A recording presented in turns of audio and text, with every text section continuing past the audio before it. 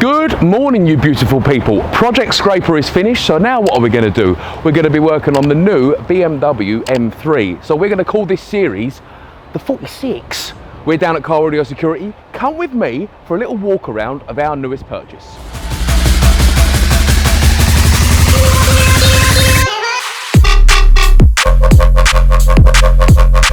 Now you might be thinking, why on earth have you bought a 20-year-old BMW? Well, let me just take you back 20 years.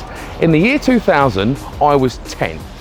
I am telling you now, at 10 years old, there is no cooler car than a 3 Series on steroids. 3 Series are everywhere, we know that. Probably one of the best-selling cars in the world. But the 46 M3 was a... I remember there was a kid at my school, his dad had one. That kid wasn't very cool before. Dad got the 46 M3. Instantly, he was sitting at the back of the coach, and that is kind of what I want to do. I just want to be a cool kid. So I bought a 20-year-old. I know, I'm just pretending, but just ignore that bit, okay? Now, this 46, we overpaid for it. Don't care to admit it, but it's got some spicy stuff, and I want to take you through those things. We'll start at the front, work our way around, have a look in the inside, boot, and then we'll finish off on the engine bay. This one, it's got quite a few nice bolt-on bits. Now, are they doing anything for the aerodynamics? We'll never know. It's probably never going to go in a wind tunnel, but does it look good?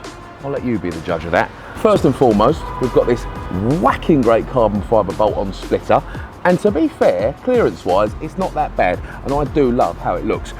Someone didn't fancy fog lights. We didn't do these bits, just as a disclaimer. There are some bits we have done, and I'll take you through them later on. The fog lights have been deleted for 2 air intakes to cool the brakes. Now, I think they look super sexy. More carbon fibre on the kidney grills, and then this GTR, GTS, I don't know, British Touring Car Championship, I don't care. Bonnet, fiberglass bonnet, 2 lovely big vents, more carbon fibre. Coming round to the side, these, I want to say, slightly widened fiberglass wings for more cooling, which doesn't really do anything because there's an arch liner in there, so that's just there to look pretty. But again, more carbon fibre on the vents. Around the side, pretty standard here. You wouldn't notice. Little glimpse of the cage. We'll get into that later on. Coming round to the back, the bit that I probably hate the most about this car, we've got a very standard boot, and then someone's gone, I want this to look more like a CSL. Let's get a lump of carbon fibre and just jam it on. Again, through a wind tunnel, that's doing you no favours. But from about 20 yards away, it looks the part. When you get up close, you think, a bit of Chinese carbon fibre, just what you don't want. Coming round to the back, diffuser, carbon fibre, I enjoy that. The exhausts, fun little story here. When we bought this car 2 months ago, pulled away from the guy's house, and I was like, I know these are raspy, but this seems a bit too raspy. Upon inspection, the back box was twatting on the fuel tank. So, John at Deutschtech, I hope you're watching this, I love you very much. He's lengthened the exhaust, and the tips on it were a little bit worse for wear. So he's put us on some new, lovely tips, and I hope you'll agree, these are a little bit dirty because I've just driven down here from the unit. I hope you'll agree, they look very, very sexy. To wrap up the outside, we've got these Apex Arc 8 alloy wheels, 18x9, square setup, wrapped in some Nankang AR1s. Nankang, I know you're watching this, thank you very much, looked after us on the price, and I appreciate it sincerely. Underneath all of that, we've got 2018 M4 competition brakes. The conversion on this was about 7.5, 8 grand, unbelievable money, but the most impressive part of the car. Honestly, your face feels like it's going to fall off if someone steps in front of you. It is ridiculous. EBC yellow stuff pads, I'm not 100% sure who made the disc, but whoever did it done a great job, because as I say, stop! Inside, even more carbon fibre. The door card that's just been cut in half. Let's get rid of that bit. And then we've just got a carbon fibre door skin. We've got some Corbeau, I don't know, Corbeau Club Sport carbon fibre backed. Now, I don't love the seats. They're not particularly comfortable. But what I do love is they are so lightweight, means that I can eat more Greg's pasties and not worry about it affecting the performance of the car.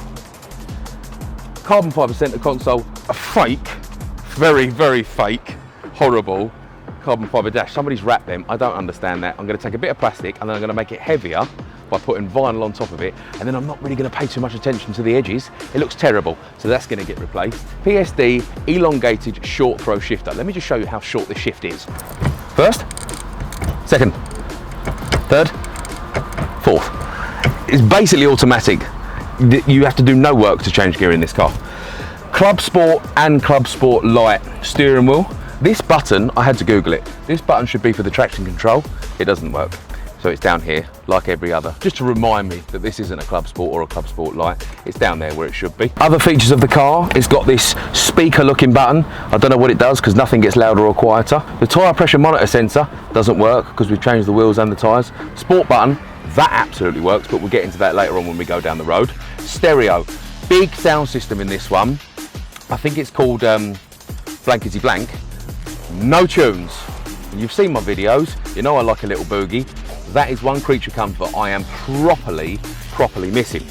Hazard switch does work, locking button does work. This button for the to adjust the wing mirrors doesn't. Although if you do put it in reverse, that one drops down. So there's something going on. Maybe a loose connection, not sure. More carburetor's favour. Cage, GTS style cage. Funny story. In the advert, it said colour match cage to the wheels, and I thought, oh, that's sexy. I like it. Now, I don't claim to be a painter. I don't claim to be much, to be honest. I think Stevie Wonder could see that that's not a colour match. These are bronze. They're like a really nigh on yellow. I'll let you be the judge of that. One of those is going to have to change, and it's probably going to be the cage because I absolutely love the colour of the wheels. Not really feeling the Indian fake gold roll cage. On the back, we've got somebody else's number plate. That'll be coming off. Inside, we've got perfect product placement. Always remember your ABCs. Always be closing. In there, I don't know what you're going to call that. I want to call it an X bar. I didn't really realise what it was doing until I took it to Swift Performance because it had a bit of a kadunk, kadunk, kadunk, kadunk, kadunk on the rear. Turns out 2 of the 4 bolts were undone. So we tightened them up, and I still don't know what it does because I'm not a racing driver.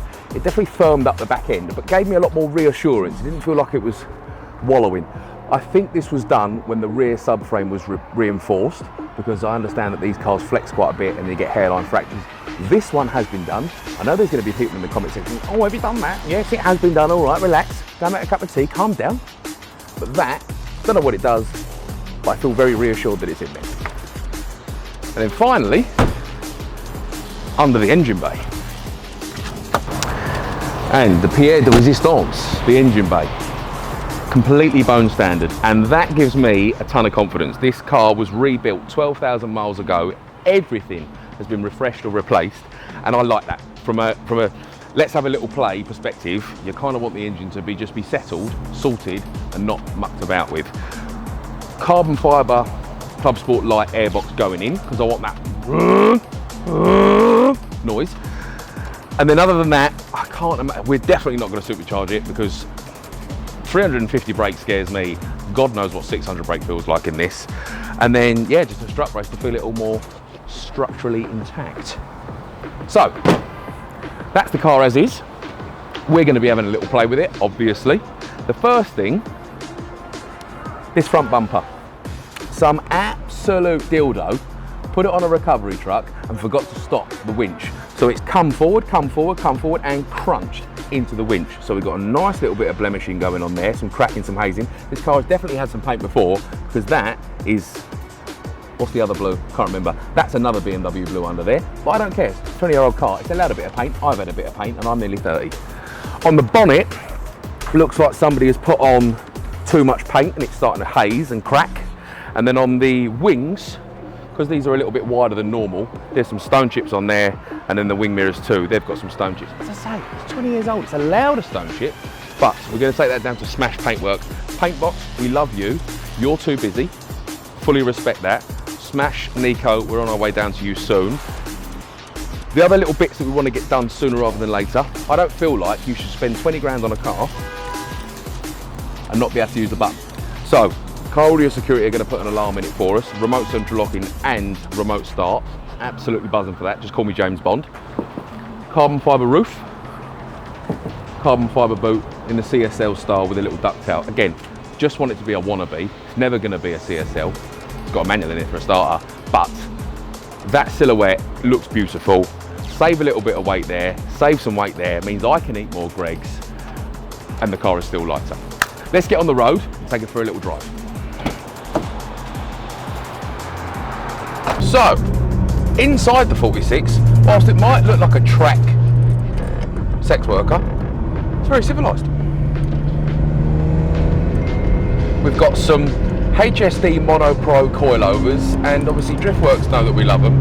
These are exceptional. Considering these are the same ones that are in the Mini, they feel like a completely different suspension.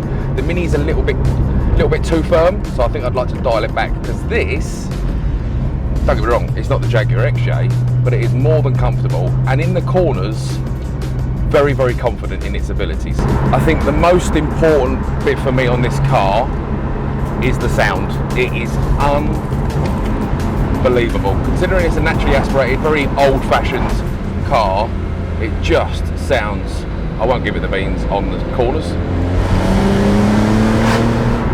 Oh!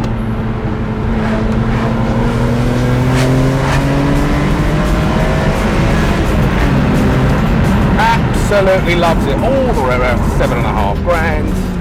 Oh.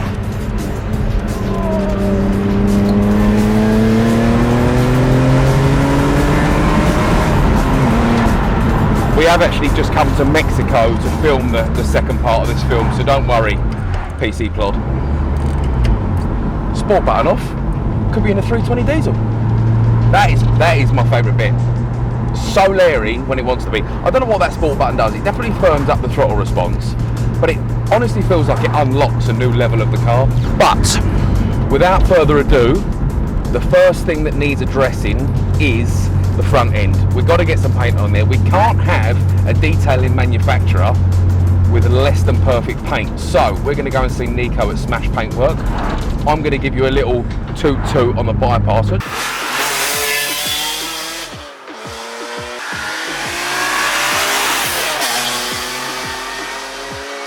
Just want you to hear how good this sounds from the outside, and then we'll drop it off for some paint. Thank you for tuning in. Don't forget, subscribe, like, what's the other one? Smash the bell, and I'll see you on the next one.